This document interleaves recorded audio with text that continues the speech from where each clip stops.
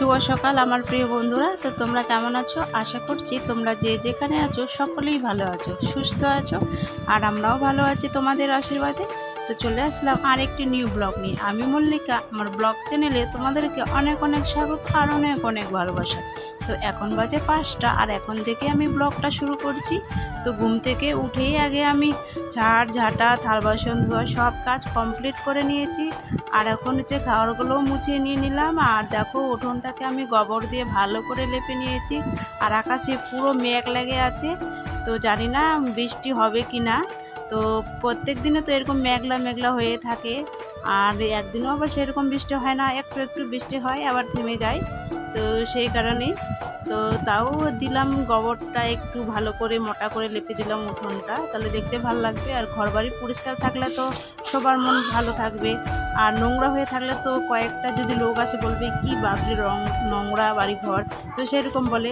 আর আমাদের আদিবাসী পাড়ায় তো মানে বেশি আদিবাসীগুলো আমাদের বাড়িতে আসে, তো ওরা বলে কি যে হ্যাঁ ঘর বাড়ি যদি না লিপি কি না, তাহলে বলে কি বাড়িঘর নোংরা, নানা রকমের মানুষের কথা থাকে।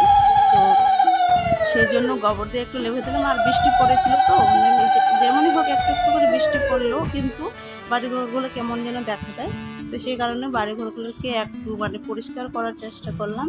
আর এখন স্নান টান করে আমি পুজো দিয়ে দিচ্ছি। আর তার সাথে সাথে আমার মেয়েকে দেখো, তো আমার মেয়েও কিন্তু পুজো দিয়ে দিচ্ছে আমার সাথে। মানে আমি যদি প্রণাম করি তো ওই কিন্তু প্রণাম করে। তো এইটুকু বয়সে কিন্তু ওই জানে যে কোনটা ঠাকুর আর কোনটা তো কোথায় কি প্রণাম করতে হয় সেটাও জানে।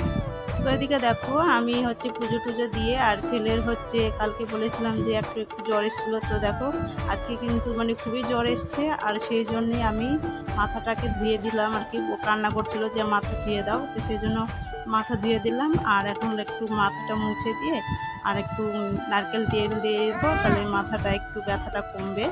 তো খুবই কান্নাকাটি করছে। আর কি বলো তো, আমার ছেলের যদি জ্বর হয় কি না, আমাকে কোথাও যেতে দেয় না, খালি বলে যে মা এখানে আমার কাছে থাকো, আমার কাছে থাকো। তো ওর কাছে থাকলে তো হবে না আমাকে, তো সংসারে তো আরও অনেক কিছু কাজ থাকে। তো দেখো ওকে আমি সেই জন্যই আর কি ওকে একটু খালি থামানোর চেষ্টা করি যে না আমার তো কাজ করতে হবে, তোমার কাছে বসে থাকলে কি হবে আমার। তো তারপরে তো আমার মেয়ে আছে, ওকেও সামলাতে হচ্ছে।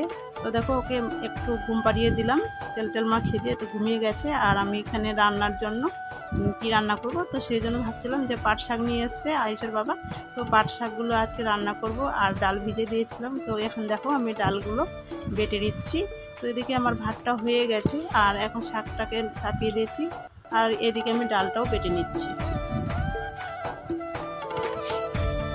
তো আমার ডালগুলো বাটানো হয়ে গেছে, আর কড়াইটা আগে থেকে বসিয়ে রেখে দিয়েছিলাম উনানের মধ্যে।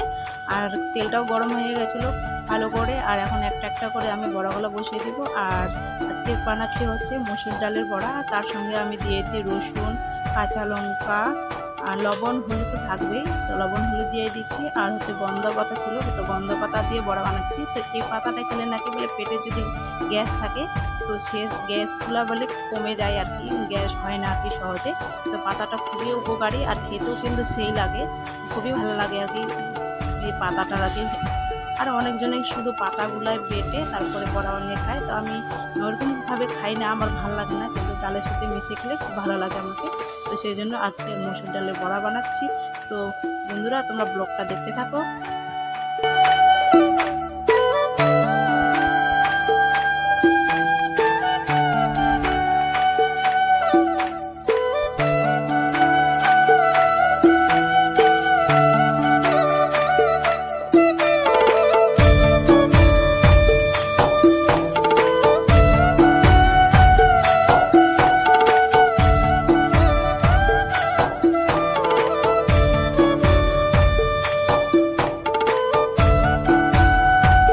তো দেখো আমার বড়াগুলো ভেজে কেমন কালার আসলো, কালো কালো হয়ে গেলে, তো এই পাতাটা দিয়ে বড়া করলে এরকমই কালার হয়, মানে কালো হয়ে যায়। পাতাটা বাটার সময় তো সবুজ হয়ে থাকে কিনা, তার ভাজলে কিন্তু কালো কালো হয়ে যায়।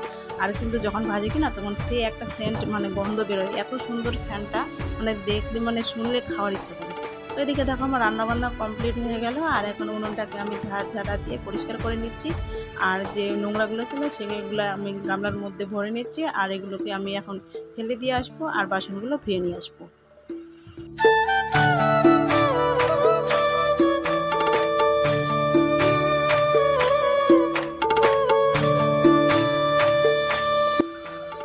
দুপুরবেলা ভাতটা খেয়ে একটু ঘুমিয়েছিলাম, ঘুম থেকে উঠে দেখি যে অনেকটাই বেলা চলে গেছে আর ঝাড় তো দিতেই হবে, তো সেই কারণে আমি ঝাড় দিতে লেগে পড়েছি। তো তার সাথে সাথে আমার মেয়েকে দেখো, তো জিভটা কেমনভাবে করছে একটু লক্ষ্য করে দেখো তোমরা, যে জিভটা কেমন করছে, ওদের গান করছে, তো শুনতে কিন্তু ভালো লাগে। তো দেখো আমার এদিকে ঘরগুলো ঝাড় দিয়ে দিলাম, উঠোনটাও ঝাড় দিয়ে নিয়েছি, আর কাপড়গুলো শুকিয়ে গেছে, তো এখন আমি কাপড়গুলোকে তুলে নিচ্ছি।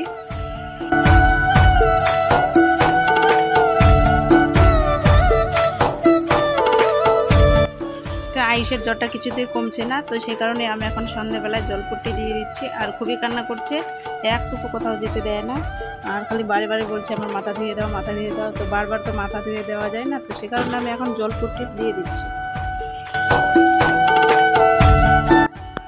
তো জলপট্টি দেওয়ার পরে তারপরে মাথাটাকে একটু হালকা করে তেল মেখে দিয়েছে, গোটা শরীরটাও দিয়ে দিয়েছি। বলছে যে পাগুলো খুব ব্যথা করছে, মাথাটা খুব ব্যথা করছে, তো সেখানে তেল দিয়ে গোটা শরীরটাকে ম্যাসাজ করে দিলাম। তারপরে আমি এখন দুধ আর গলা রুটি খাওয়াচ্ছি। তো বললাম যে বসে বসে খাও, তো বলছে না মাথা ব্যথা করছে, শরীরটা খুব ব্যথা করছে। তো সেই জন্য আমি এখন শুয়ে আছে, আর আমি এখন বসে বসে ওকে খাওয়াই দিচ্ছি। আর কি বলবো, আবার বন্ধুরা 2-3 বার কিন্তু ওষুধ খাইয়ে দিয়েছে, তবুও কিন্তু জ্বরটা কমছে না। তো কী যে করবো, আর খালি জ্বর আসলেই ওর বলে কি গলা ব্যথা, গলা ব্যথা, মানে গলা ব্যথা কেন যে হয় সেটাই আমি বুঝতে পারি না। আর ডাক্তারকেও বারে বারে দেখাই, বলে যে ঠান্ডার কারণে হয়। তো আইসক্রিম খায় বলে সেই জন্য তো ডাক্তার বলে দিয়েছে যে আইসক্রিম খেতে বারণ করে দিয়েছে। আর এদিকে দেখো আমার মেয়ে দৌড়ায় খেতে চলে আসলো রুটি, মানে ওর দাদার যে কোনো জিনিস খায় তো দাদার কাছে খায় আর কি। আর আমরা যদি খাই তো সেগুলো আমাদের কাছে খায় না, আর যখনই দেখতে পাবে যে দাদা ওর খাচ্ছে তখনই দৌড়ে চলে আসে খেতে। তো অসুস্থ শরীর নিয়ে বাচ্চা দুটোকে যে আমি কীভাবে কাজ করছে তা একমাত্র জানি বন্ধুরা। তো আজকের ব্লগটা এখানেই, তো ভালো লাগলে লাইক করো, তো এখানেই শেষ করতে।